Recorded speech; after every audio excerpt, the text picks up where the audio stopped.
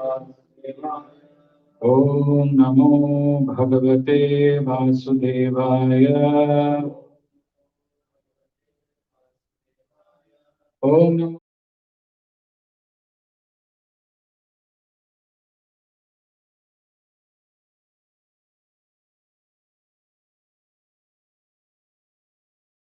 Naram Chaiva Narottam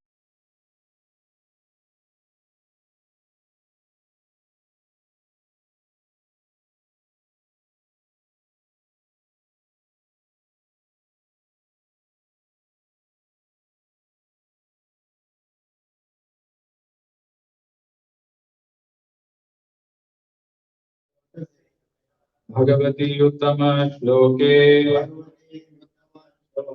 Bhaktir Bhavati Naishtiki. Reading from Srimad Bhagavad Gita as it is, chapter 9, the most confidential knowledge, text number 23. Yepi anya devata bhakta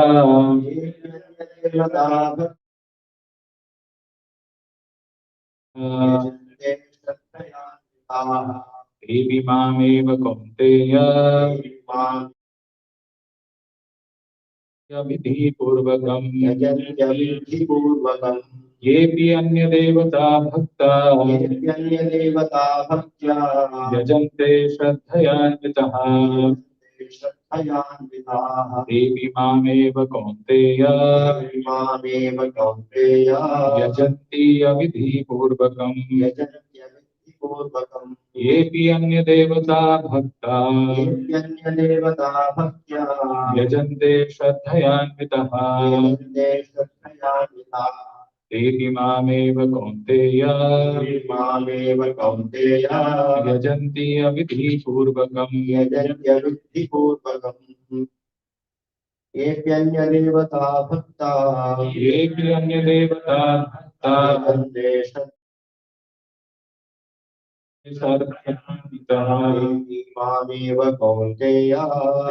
mameva kaunteya yajanti purvakam yepi अन्य देवता भक्ता यजन्ति श्रद्धयान्विताः यजन्ते श्रद्धयान्विताः यजन्ति अवधिपूर्वकम् ये अपि अन्य देवता भक्ता यजन्ते श्रद्धयान्विताः मामेव कौन्तेय देवी मामेव कौन्तेय यजन्ति अविधिपूर्वकम् यजन्ते अविधिपूर्वकम् yepi anya devata bhakta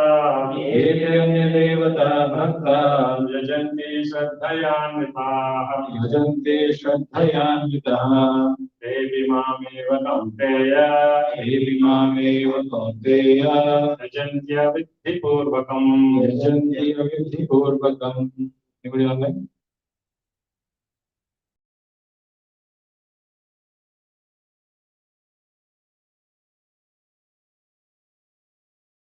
Ankit, you're over here. Hare Krishna Prabhu. Yes, Prabhu.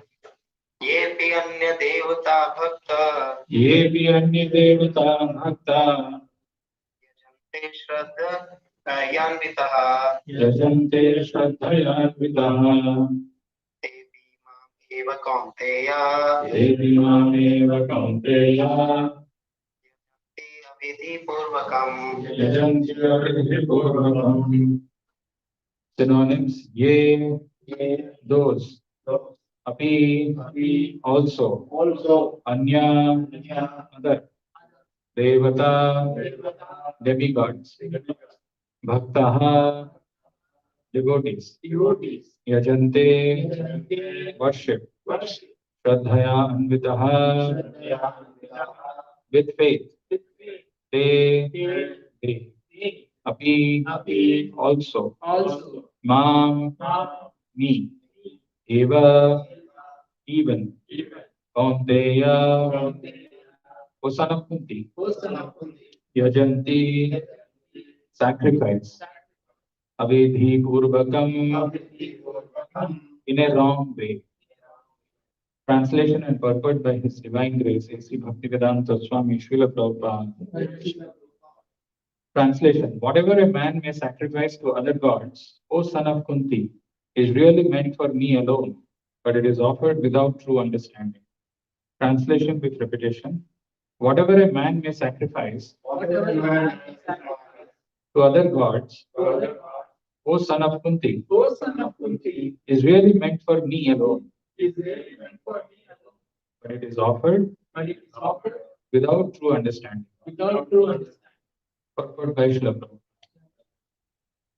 Persons who are engaged in the worship of demigods are not very intelligent. Although such worship is done to me indirectly, Krishna says. For example, when a man pours water on the leaves and branches of a tree without pouring water on the root, he does so without sufficient knowledge or without observing regulated principles. Similarly, the process of rendering service to different parts of the body is to supply food to the stomach. The demigods are, so to speak, different officers and directors in the government of the Supreme Lord. One has to follow the laws made by the government, not by the officers or directors. Similarly, everyone is to offer his worship to the Supreme Lord only. That will automatically satisfy the different officers and directors of the Lord. The officers and directors are engaged as representatives of the government, and to offer some bribe to the officers and directors is illegal. This is stated here as avidhi purvakam. In other words, Krishna does not approve the unnecessary worship of the demigods. Thus ends the wonderful transcendental Bhaktivedanta purport. Kumajnanatimirandhasya jnananjanushalakaya chakshurunmilitam yena tasmai Shri Gurave Namaha. Namo Om Vishnu Padaya Krishna Prishtaya Bhutale Srimate Bhakti Vedanta Swamin Nitinamine Namaste Saraswate Deve Gauravani Pracharine Nirvishesha Sunyavadi Paschatya Deshatarine Jai Shri Krishna Chaitanya Prabhu Nityananda Shri Advaita Gadadhara Shri Vasari Gauravardhana Hare Krishna, Krishna Krishna, Hare Hare, Hare Rama, Rama Rama, Hare Hare.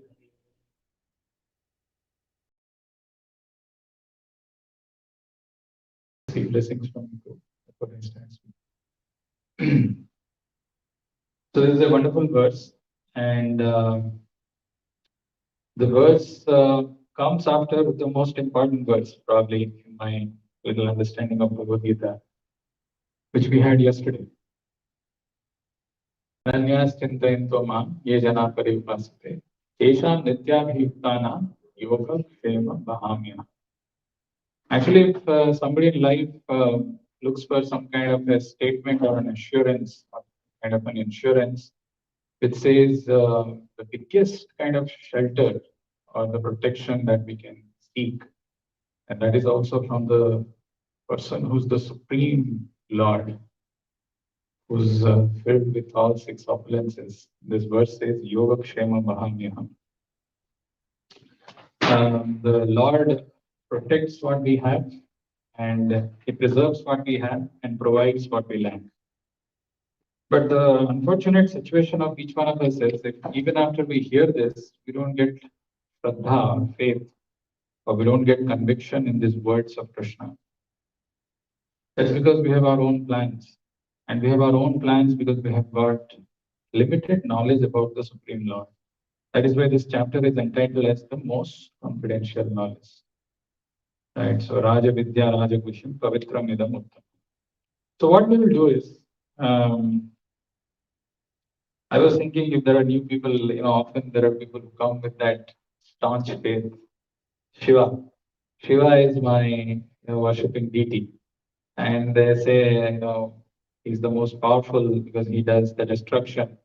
And you can see chiseled body with whatever 8-pack. Of course, this is an animated drawing. But the power of Shiva, we all fear, we are all scared of. So maybe the Lord in the form of Shiva is the supreme. But then there are some who counter, saying that no, we are all worshippers of Devi. Especially the people in North India, they visit Vaishno Devi, right? And when Durga Devi, the energy of the Lord, when she comes in her ferocious form, then only mayhem and havoc can happen. But I interestingly found also Brahma in this form. Somebody has visualized or whatever it is, and he's sitting with anger, and there's kind of imbalance in the cosmic energy or something of that sort. And funny enough, even I found this picture on the internet where Ganesha is coming with a big sword to kill animals, and if you see his Bahana Mushika, the rat is there very small, but he is coming. Like some people worship Ganesha. I don't know how many of you did, but when I was in Mumbai, worship of Ganesha is so prevalent, and so much Ganpati Bappa Moria, and that Siddhivinayak temple is so much a brush. Every single important episode in my life, I used to carry a Ganesha photo in my pocket, so that as long as I was in Mumbai. Then again after Mumbai, then things changed. Of course, we worship Jagannath and all, but Ganesha was very popular there, so I thought, yeah, maybe I should have, and that's what I was doing. Very interestingly, this purport that we read, Prabhupada highlights one word. Usually, when Prabhupada highlights one word from the verse, that means we have to pay extra attention. The word that Prabhupada has highlighted in the purport is Abhidhi Purvakam. Abhidhi Purvakam is to do something in a wrong way. One thing is, if somebody points out that we are doing things wrong way, is to have the humility to acknowledge that we are doing wrong and correct ourselves. The other thing is, we continue with our life. Often, if we ask people, like, are you doing anything wrong? How many of you think will say that, yes, I'm doing Swamiji, I'm doing wrong. It's time I have come here. You give me some good counsel, good wise wisdom, and I will change my course of action. Very few. I was just looking at the internet. What are some of the things where people do things wrong? And very funny enough, I found one video. Just take a look at it. It's a 8 minutes video. I will not play the whole thing. Maybe just a little bit to understand how in life, how many times we do so many things which are so simple, so easy, yet we do so many silly things, so many things which are supposed to be done in the right way, yet we end up doing it the wrong way. Just take a look at it. 35 moments when things went wrong. Curious cat received a little gift from up above.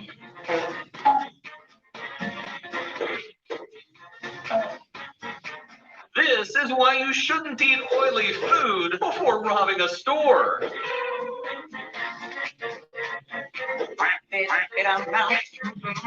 Some people will really do anything for an Instagram story. Here's an example of a brain lag in real life.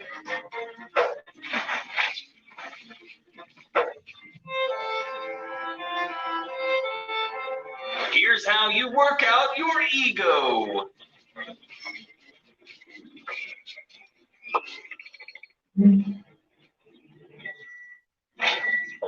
Here's an inconvenient way to discover you're a superhero. Here's an effective method of showing employees why their job is so important.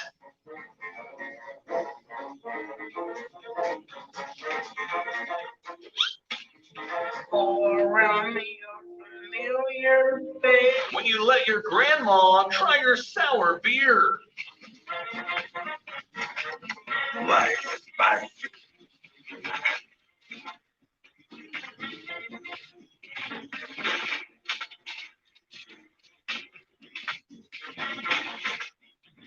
And the list can go on, and it's like 8 minutes video, but we get a sense of it, right? In life, often some of the things which are supposed to be done in a very simple and easy way, we end up doing it in the wrong way. So, how do I go to the next one? Okay. So sometimes even people consider themselves to be the supreme. the the most charming and the most resourceful. Often people, when they have money or they have influence, they have position, they have power, they have little intelligence, they feel puffed up. They don't even feel that I don't need to surrender to a supreme lord or somebody who's even superior. Forget about whether it is Shiva, Vishnu, Durga, or Ganesha, or whoever it is. That intelligence also does not dawn. Very interestingly, in Srimad Bhagavatam, there is a verse which comes. I personally love this verse. It is in connection with Vidura when he's talking to Dhritarashtra. When Dhritarashtra, the chapter entitled as Dhritarashtra quits home. When Vidura comes and he speaks about this verse, very interesting verse.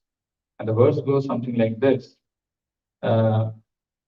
So, I mean, before I quote that verse, I was just trying to say that people say that Apun hi Bhagavan hai. And there is a gif which comes where this fellow keeps coming in multiple different ways where he's telling he's only Bhagavan. And some of us may even believe, maybe we may not acknowledge it externally or openly or blatantly, but we may also think that what is the need? What is the necessity? Especially people who are in America, they feel they are more fortunate, privileged, they have more money, they have more, they have bigger houses, they have independent private houses, which we don't get it in India so often, so easily. And you have your own private driveway with multiple cars, three car garage, and all. So it gives that feeling that I'm in control of things in life. Very interestingly, this instruction of Bhagavatam, which is coming in the form of Vidura's instruction to Dhritarashtra, he says, Kala karma gunadhino, deho ayam pancha bhautika, katham anyanstu gopayet, sarpagrasto yathapara. So, fortunately or unfortunately, the body that we try to maintain and make it as our biggest self-defense mechanism, we don't realize that it is made up of panchabhautika. Deho ayam panchabhautika. So this is made up of these 5 gross elements. You may say that I've got 8 packs, 9 packs, whatever, how many ever packs you've got. Irrespective of the packs, it is panchabhautika. Deho ayam panchabhautika. So somebody feels, oh, I'm feeling very belittled by this kind of a statement that my body, you've brought it down to be made up of some 5 gross elements: earth, water, air, and fire and ether.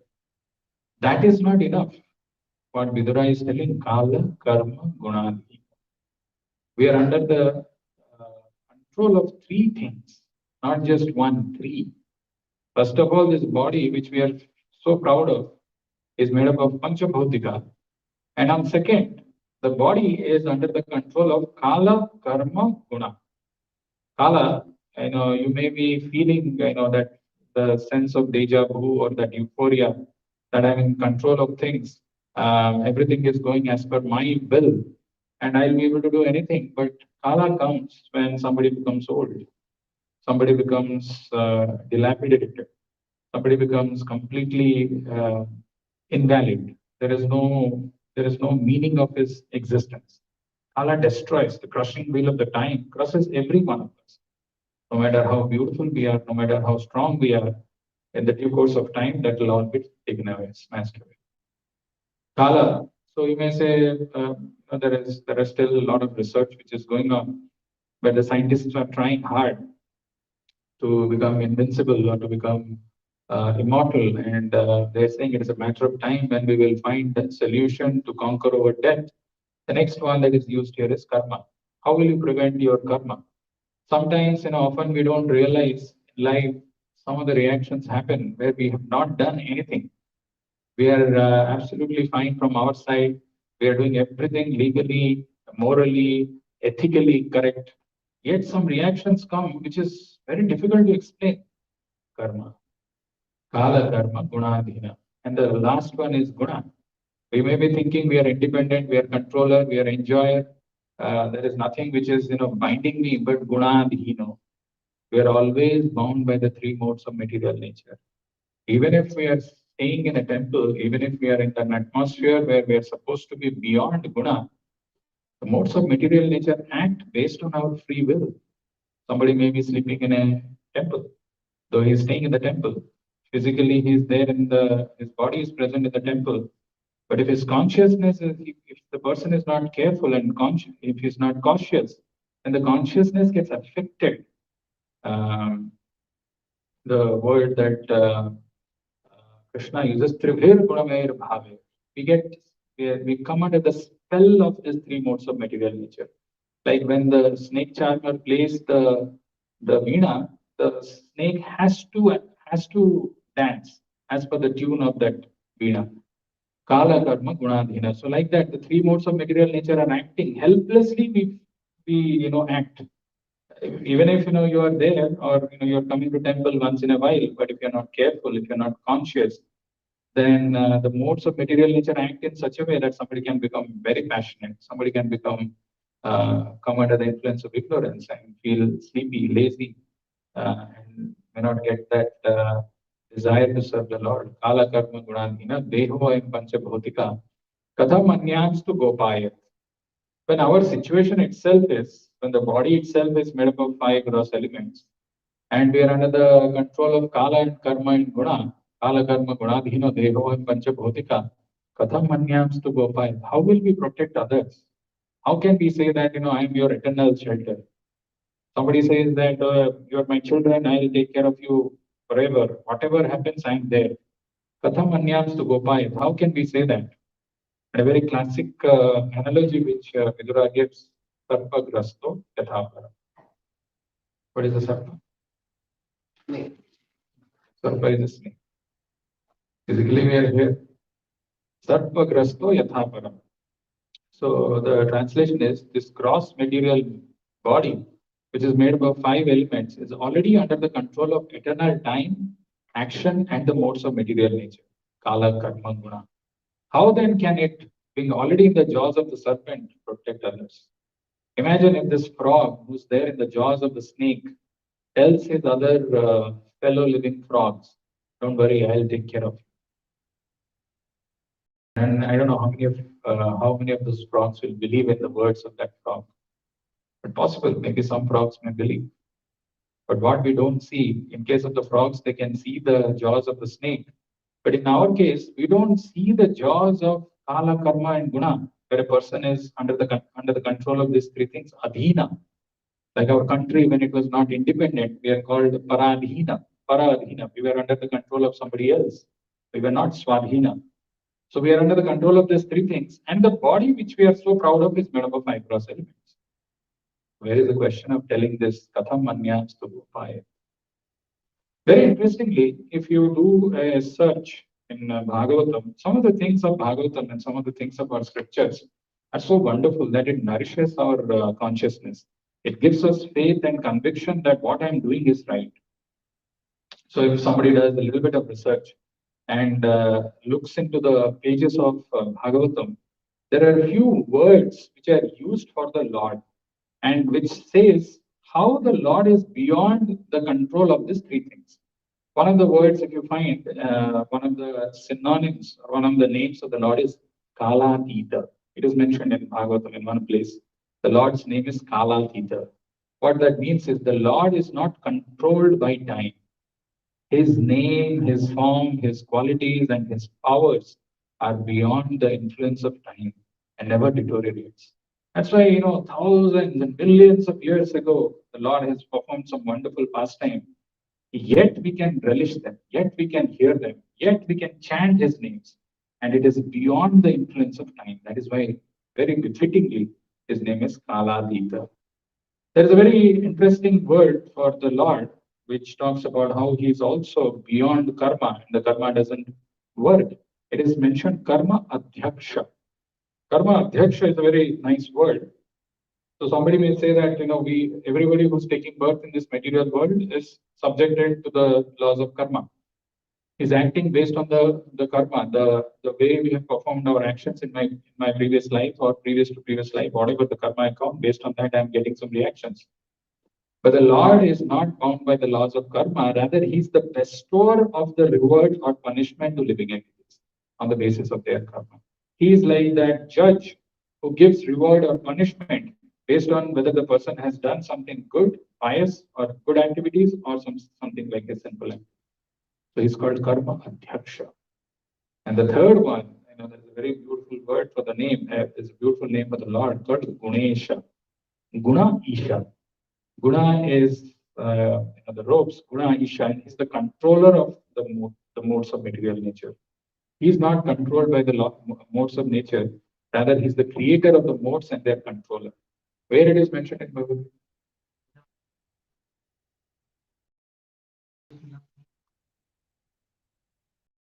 Mayadhyakshena prakriti suyate sacharacha hetunanena kaunteya jagat viparivartate. So when we hear this, and when we see that, it is not just another conditioned living entity who's also like us, who's also under the jaws of these three things made up of these five gross elements. We're not relying on them. Rather, we are relying on the Lord, whose body is made up of Sat, Chit, and Ananda, and he is not under the influence of these three things.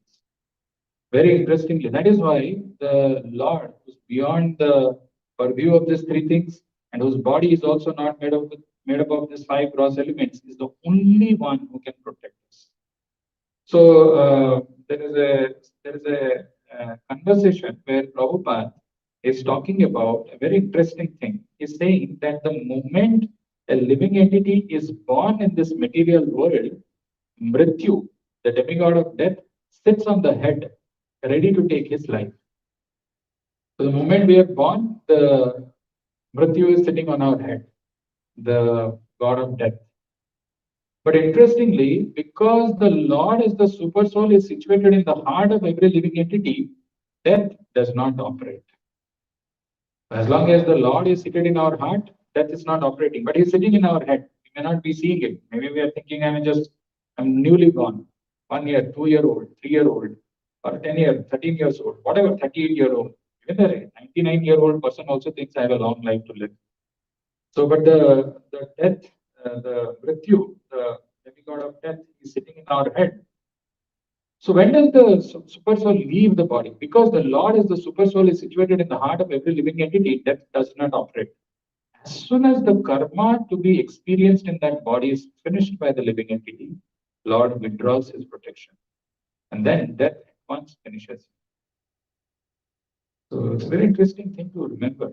Often we get so much puffed up in our life. I have so much of ability. I'm an independent controller. I can take care of others. We don't develop that sense of humility. Often people ask also, how do we get this humility? If somebody really meditates, what is it that makes us so special? It's a false sense of our true understanding of ourselves, which gives us this kind of pride.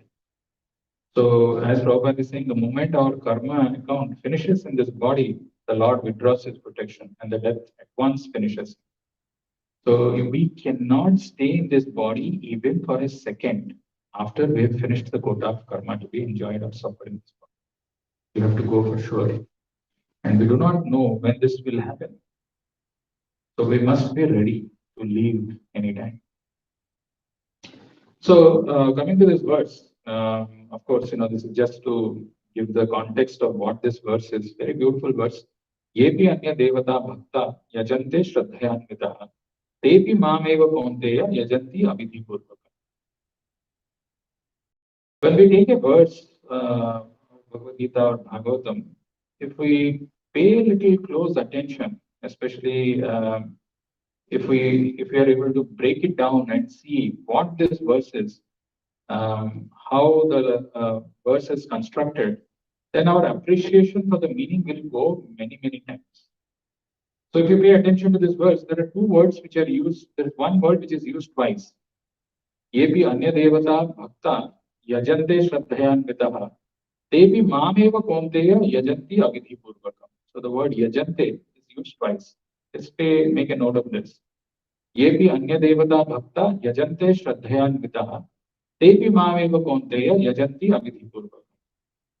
And another thing to note in the way the verses are constructed in Sanskrit, wherever you will find that the word ye, then you will find there is a te. it is if so, or like यथा तथा देहिनोऽस्मिन् यथा देहे कौमारं यौवनं जरा तथा देहांतर प्राप्ति धीरस्तत्र न मुह्यन्ति. So dehinosmin yatha, like the living entity, the embodied soul, in this very life itself, transmigrates from that of a childhood to a boyhood to a young man.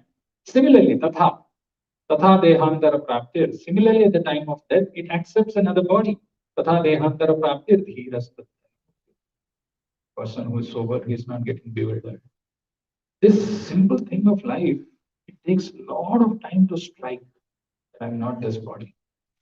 And if you see the problems which people face in this world is because of the strong identification with the body, the deep absorption that I'm this body and I have to protect this. Here also, if you see this, yepi anya devata bhakta yajante shraddhayanvitaha tepi mameva kaunteya yajanti avidhipurvakam. Yepi anya devata bhakta yajante shraddhayanvitaha.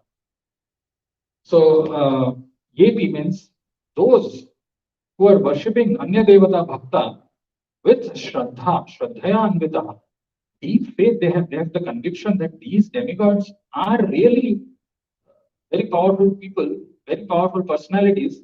They can, give me that desire that I'm looking for. They can fulfill that desire. They deeply worship them. Actually, Krishna is telling, Tepi Mameva Konteya. They are actually worshipping me. Tepi Mameva Konteya Yajanti. But it is avidhipurvakam. This is a wrong way of doing things. At the beginning, as I was mentioning, that so often we do so many things which are wrong, and it takes a little bit of humility to accept the things that we are doing wrong, and it takes that humility and that knowledge to remove that ignorance. Otherwise, we'll keep doing the wrong things, not getting the desired results. To appreciate this verse more, if you see the word which Krishna is using to address Arjuna here is Kaunteya. The third line, Devi Mameva Kaunteya.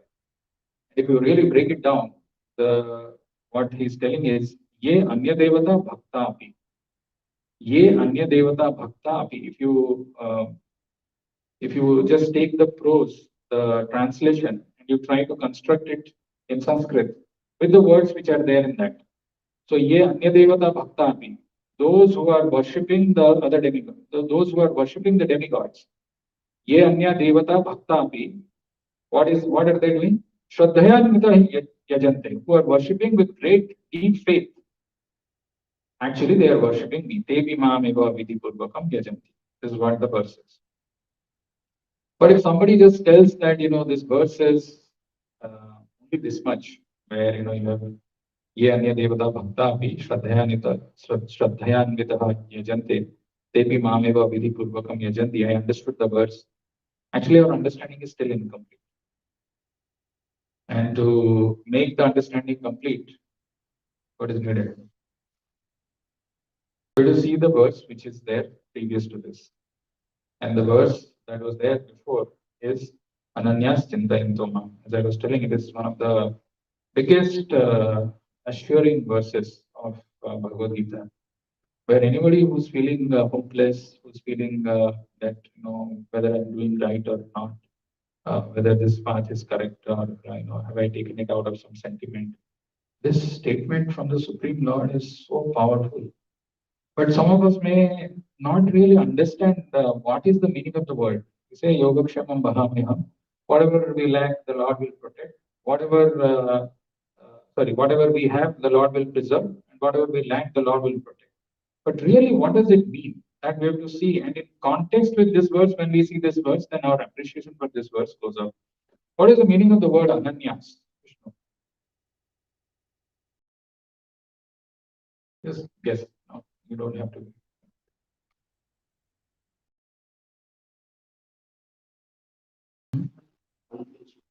Unflinching, always. So anya means to think of another person. Na anya, ana anya. So you're not thinking of anything else, anybody else other than the Lord. Ananyas chintayanto ma.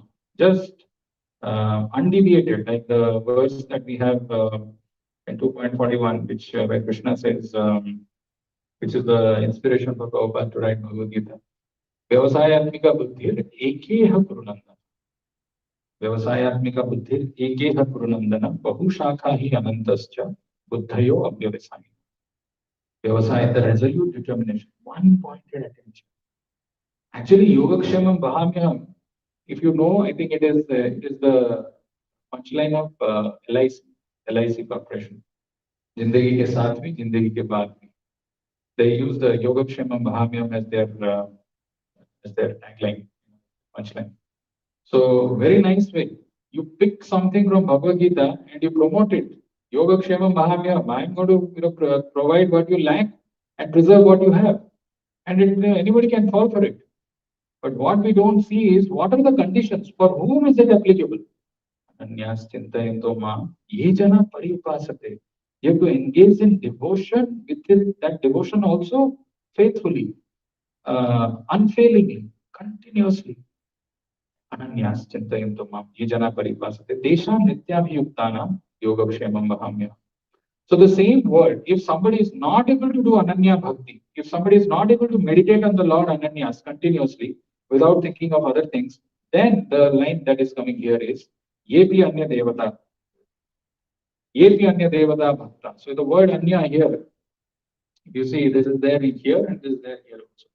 Ananyas Chintayantoma, it is saying Yepi Anya Devata Bhakta. So if those people who are not able to think of the Lord continuously without deviation, and they have other thoughts, they have other desires, they are Yepi Anya Devata Bhakta. They are looking, they are worshipping the demigods. And he's saying Ye Jana Paripasate, Yajante Shraddhaya Nirtahan, Desham Nityabhi Yuktanam, Devi Mameva Konte, Yogakshemam Bahamyam, Yajanti Abhiti Purva. So I wanted to spend a little bit time because yesterday we discussed about this verse, Yogakshemam Bahamyam. What does this mean? In the purport of the previous verse, Prabhupada actually writes, Shema refers to the merciful protection of the Lord. The Lord helps the devotee to achieve Krishna consciousness by yoga. And when he becomes fully Krishna conscious, the Lord protects him from falling down to a miserable condition of life. Now, what this statement means is there in the purport of 9.20. Shema refers to the merciful protection of the Lord. Actually, on this verse, all the acharyas have given some powerful commentaries. Ramanujacharya says the word yoga here refers to the relationship that we have with the Lord, which we have forgotten. Yoga is that indestructible science of having the relationship with the Lord. That is what is the definition of yoga given in the 4th chapter in the beginning, and the word-to-word meaning. Indestructible science of our relationship with the Lord, which we have forgotten. So Shema refers to the merciful protection of the Lord. So the Lord helps the devotee to achieve Krishna consciousness by yoga. So once we achieve that relationship with the Lord in this human form of life by perfecting our life through the process of yoga, that is called yoga, Shema is, then the Lord does not allow us to fall down again into this material world. Actually, in Bhagavad Gita, there are many verses where Krishna talks about this yoga and Shema, or the thing that I just mentioned. What is yoga? I just mentioned yoga, Shema.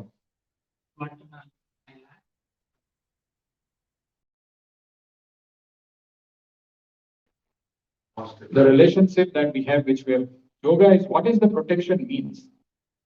Preserving what we have and providing what we lack. So preserving what we have is the relationship once you establish with that Lord, that relationship, indestructible relationship, once you establish that the Lord preserves. And the protection is He is not allowing you to fall down again. Any example of any verse that you can think of in Bhagavad Gita which talks about this? Okay. Okay. There, but not there. Okay. There's a very beautiful verse. I don't want to keep you guessing. Abrahma bhuvana loka punar avartina arjuna mam upetyatu kaunteya punar janmana vidyate. This is in the 8th chapter. Abrahma bhuvana loka punar avartina arjuna mam upetyatu kaunteya punar janmana vidyate. So if you see the last line, the 3rd and 4th line, mam upetyatu kaunteya. Right? Once you reach the Lord, Mam Upetyatu Kaunteya is the yoga part. Shemam Punarjanmana Vidyate. No more taking birth in this. Brahma Bhuvanal Loka Punaravartina Arjuna. You may go to the Brahma Loka, you can come down, you can do all kinds of things, but again and again you have to take birth. Mahamupetyatu Kaunteya. Once you reach the Lord by the process of Krishna consciousness, Punarjanmana Vidyate.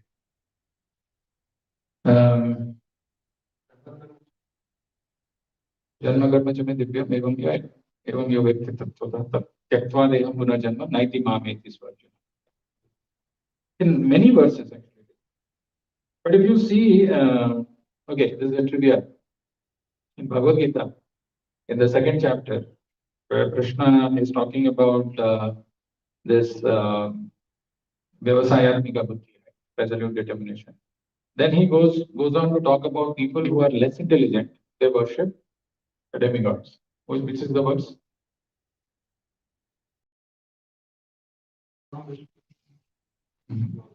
Second chapter.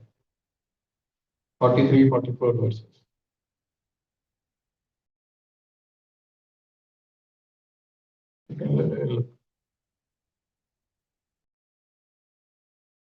Alpamedhasha, the word is used. Yamimam puspitam vacham pravadanti avipastitaha. Idarata patha anadastiti vane. Yamimam puspitam vacham. People who are enamored by these flowery words of Vedas. Yamimam puspitam vacham pravadanti avipastitaha. Avipastitaha. They are not man of discrimination. That's why they worship the demigods. But very interestingly, in few verses later, Krishna goes on to say something very powerful which is related to Yogakshemam Mahamya. Can anybody guess?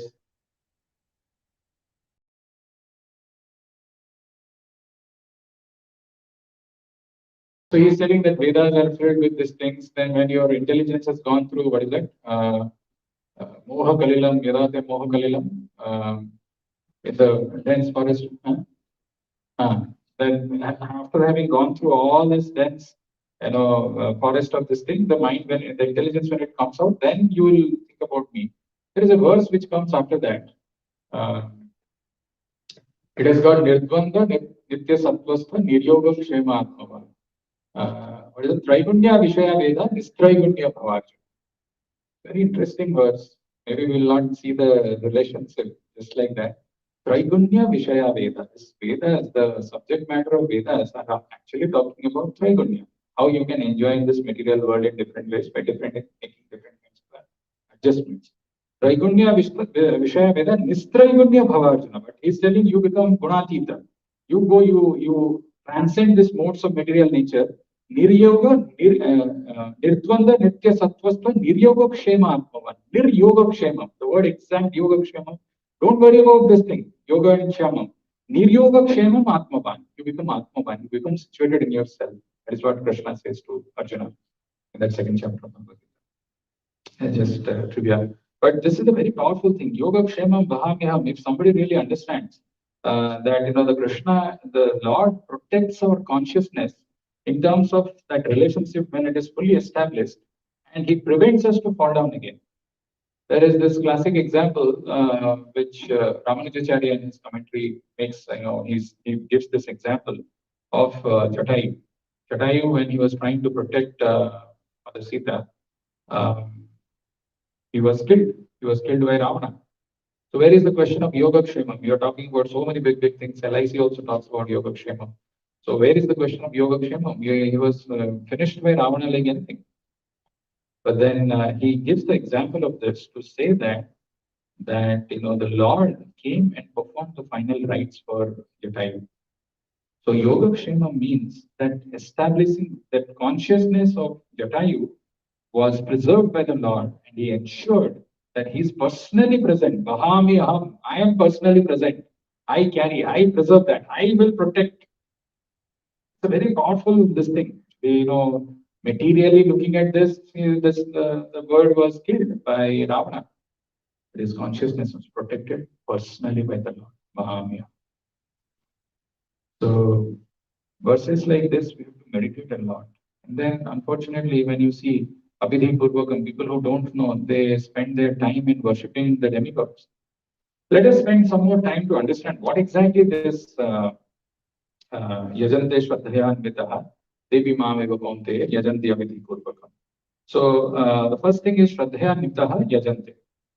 The question that can come is, who are these people?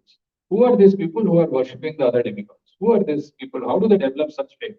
Where does this faith come from, or how this conviction come? So if we look back in the pages of Bhagavad Gita, in the 7th chapter, Krishna says, Kame staistar hritajnana prapatyante anya devata. So who are those people who are worshipping anya devata? People who have got lot of material desires. Kame staistar hritajnana. Those desires, those selfish desires, those material desires to enjoy this material world, hritajnana, they kidnap, they steal the knowledge, the intelligence. Hence they surrender to other demigods. So Shraddha, that's how the faith develops, because I want to fulfill my desires at any cost. Those desires, when they overpower us, the intelligence gets stolen. When the intelligence gets stolen, that somebody surrenders to Anya Devata. Any example of this? Duryodhana? Whom did he worship? Hiranyakashipu. Classic. Hiranyakashipu. And if you see the kind of austerity which he did, just unheard of, unimaginable. And there are portions of Bhagavatam where it is mentioned how he is addressing Brahma. He is addressing Brahma as the Supreme Lord, the Supreme Powerful, the Supreme Creator. You are the bestower of all benedictions. All kinds of things which are actually applicable for the Supreme Lord, he is using it for Brahma. So it's very contradictory, this thing. And when he's doing that, of course, Brahma got very satisfied with him that, okay, this fellow is doing so much of austerity and he is worshipping. He appeared there. And when he appeared there, Hiranyakashipu asked that, give me the benediction so that I become immortal. And Brahma says, I could be immortal, what kind of immortality I'll give? So this fellow still doesn't budge, and he finds a way that neither in the night, nor in the day, nor inside, nor outside, neither by a human being, nor by an animal, nobody should be able to kill me. Brahma said, enough is enough, okay, and just gone. So one thing which we have to see is Hiranyakashipu had a desire to become the most powerful. He wanted to become immortal so that he can control the whole universe. And that is why he was worshipping Brahma. But when somebody reads this portion of Bhagavatam, he may feel that Brahma is really a powerful man. After all, he came. Okay, that Hiranyakashipu had to do this austerity for a long time, but still Brahma came and gave him some benediction. So is really Brahma the powerful man, the creator, the destroyer of all benedictions? Or is there really something else which is true? How do we know this? How do we solve this mystery? The mystery is solved easily. It's not so difficult. Actually, in the pages of Bhagavatam, Narada Muni is asking Brahma, this is there in the second canto, very beautiful question. He is telling, Yad Vijnano Yad Adharo, Yad Parastvam Yad Atmakaha, Ekah Srijasi Bhutani, Bhuter Evatma Mayaya. So the question which is asked by Narada Muni is very nice. So he is telling, Yad Vijnano, what is the source of your knowledge? Yad Adharo, what is the basis of your existence? Yad Vijnano Yad Adharo, Yad Parastvam Yad Atmakaha. Ekah Srijasi Bhutani. Are you the one who's doing this creation? Bhuter Evatma Mayaya. So the translation of this is, my dear father, what is the source of your knowledge? Under whose protection are you standing? And under whom are you working? What is your real position? Do you alone create all entities with material elements by your personal energy? Who's asking this question? Narada Muni is asking. Who's Brahma? Narada Muni's brother. Father. Okay. So Narada Muni's father, Narada Muni is asking his father. Very genuine, very humble, valid question. What is the source of your knowledge? Under whose protection are you standing? And under whom are you working? What is your real position? Do you alone create all entities with material elements by your personal energy? What Brahma would have answered? What is your name? Uppu. Uppu. Okay. Nice name. What is your name? Satabdi. The Satabdi Express. Do you know who's Brahma? Brahma, you heard of? The creator with 4 heads. He's the real creator, right? All of us are created by him. So Narad is this question. You heard the question? My dear father, what is the source of your knowledge? Under whose protection are you standing? And under whom are you working? What is your real position? Do you alone create all entities with material elements by your personal energy? Brahma would have said, yes, I'm the one who's creating it. After all, Brahma is the creator, Vishnu is the maintainer, and Shiva is the annihilator. Very interesting. Brahma's answer is something which is very revealing. Because some people think fanatically that, okay, you may think Krishna is the Supreme Lord or you may be worshipping Krishna, that is good for you. But I know Brahma is the creator, Brahma, because of Brahma's creation, we all came about. So that is why Vishnu is there to protect or to do the maintenance. So who's the first? Brahma, because he's doing the creation. Somebody may say, no, he may do the creation maintenance, but ultimately destruction. Destruction is the most important. This is done by Shiva. Let me worship Shiva. So we have to see the answer given by Brahma himself to his own son, not to anybody else. Maybe, he can cheat or lie to someone else to say that, how superior I am, but it is his own son who's asking.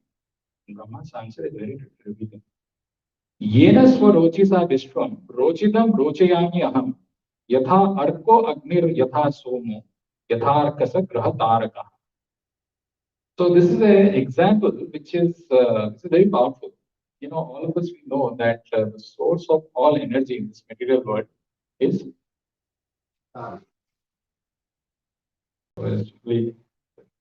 Arka. Arka is the source of energy. Yatha Arko Agnir Yatha Somo. Agni is fire. Even the fire getting its energy from Arka, from sun. Yatha Somo. Even moon is also getting the energy from Arka.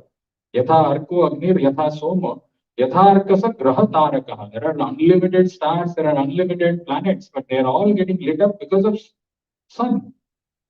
Similarly, Yenas for Rochisa Vishwam Rochitam Rochayamyaham. Very interestingly, I create after the Lord's creation by his personal effulgence, known as Brahma Jyoti. Just as when the sun manifests its fire, the moon, the firmament, the influential planets, and the twinkling stars also manifest their brightness.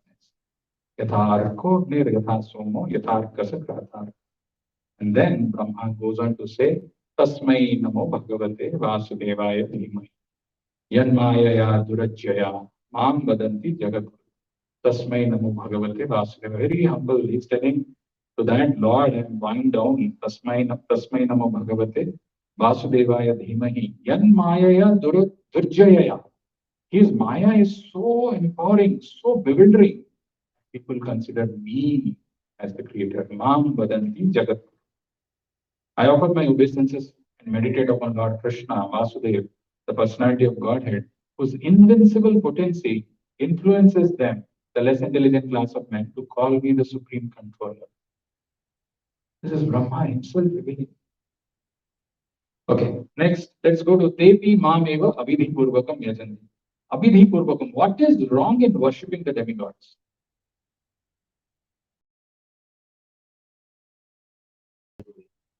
Or temporary, okay. But still, they are more powerful than us. I mean, if I'm just respecting someone who's more powerful than me, what is the problem with that?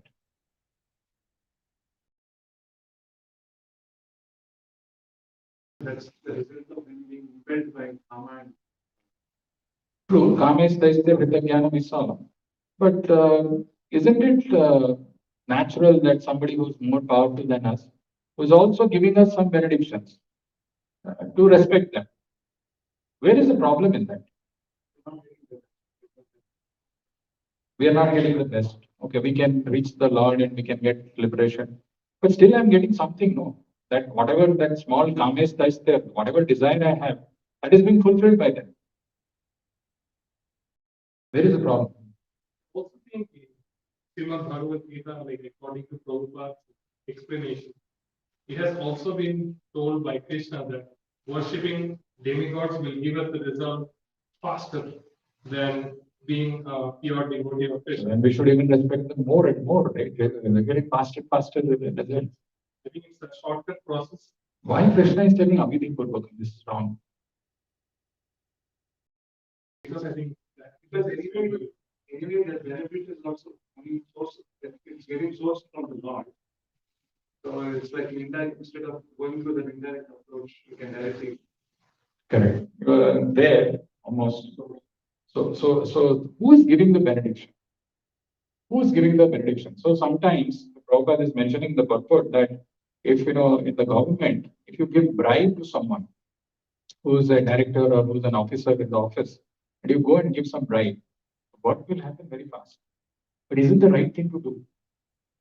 Is the person who is helping you to make your file move from one place to another because you've given him the bribe, is it the right thing to do at that time? Why? Because he's supposed to do his duty. He is working under the government, and based on the rules or the framework which is set up by the government, he is supposed to do his things. Paying him bribe is not the right. So what it means is, Avidhi Purvakam is when we think the demigods to be separate from the Lord. We think that the Lord has an existence. There are other existence which is possible, which is where these demigods are there, and they can fulfill my desires on their own. That is where Avidhi Purvakam happens. But if somebody worships without any desire for material progress, or material sense gratification, knowing that these demigods are part and parcel of the Lord, they are His parts, they are His subordinates, in the worship, that is fine. That is Vidhi Purvakam. It's only when we try to worship the demigods, thinking them independent of the Supreme Lord, and trying to worship them to fulfill our desires, that is where it is becoming Avidhi. There is a verse which comes in the 7th chapter where Krishna says, Sataya Shraddhaya Yuktas Tasya Radhanam Nihate Labhate Sachatah Kaman Maeva Vihitan Hitan. Actually, the desires that the living entities have when they are worshipping the demigods, Maeva Vihitan Hitan. Actually, I am fulfilling that. And the same thing is telling Devi Mameva Avidhi Purvakam Yajanti. They are worshipping me Avidhi Purvakam. They are worshipping me, but they are worshipping me the wrong way. And to conclude our time together, this verse is indirectly mentioned in the purport. Prabhupada is quoting from this beautiful verse of Srimad Bhagavatam.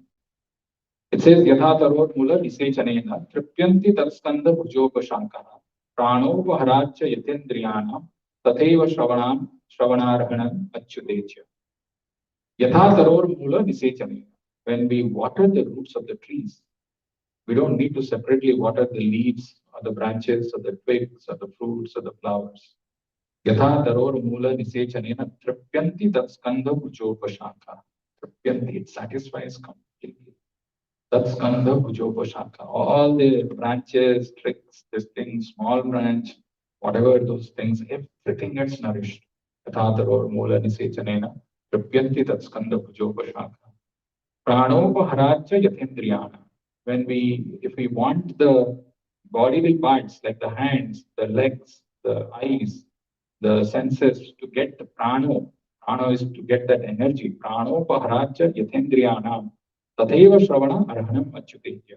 Then we will put the food in the mouth. Today we decide that my knees are paining or my ear there is some problem. Let me put some food in the ear so that the ear gets nourished. It's time my eyes are having some problem issues. Let me put it in the eyes. Doesn't work. Prano Paharachayatyanam. Tatheva Shravana Arhanam Achyuteja. Ijja is to worship. When we worship Achyuta by the process of Shravana and Arhanam, Tatheva Shravana Arhanam Achyuteja. Everybody else gets that. There's no need to worship separately. We'll stop here and see if you have any questions or comments.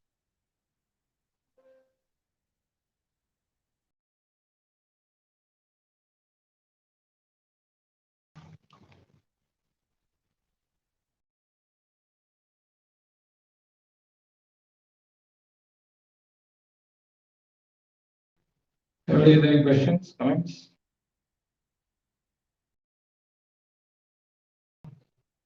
Karma. Karma.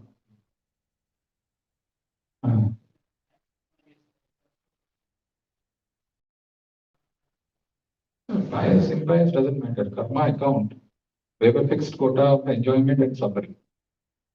As soon as we exhaust that, the quota of our enjoyment and suffering, immediately Paramatma withdraws the protection. Immediately. And the moment Paramatma withdraws that protection, death comes. That's all. That's all. As long as Paramatma is there in the body, the soul and body are together. The moment Paramatma leaves, that's all. The soul has to leave the body. That's what is called death. Whatever Prabhupada is saying, the death is sitting, Prithu is sitting in our head. It works. So as long as Paramatma is there in the heart, he acts as a protector. He acts as the protector. That's it.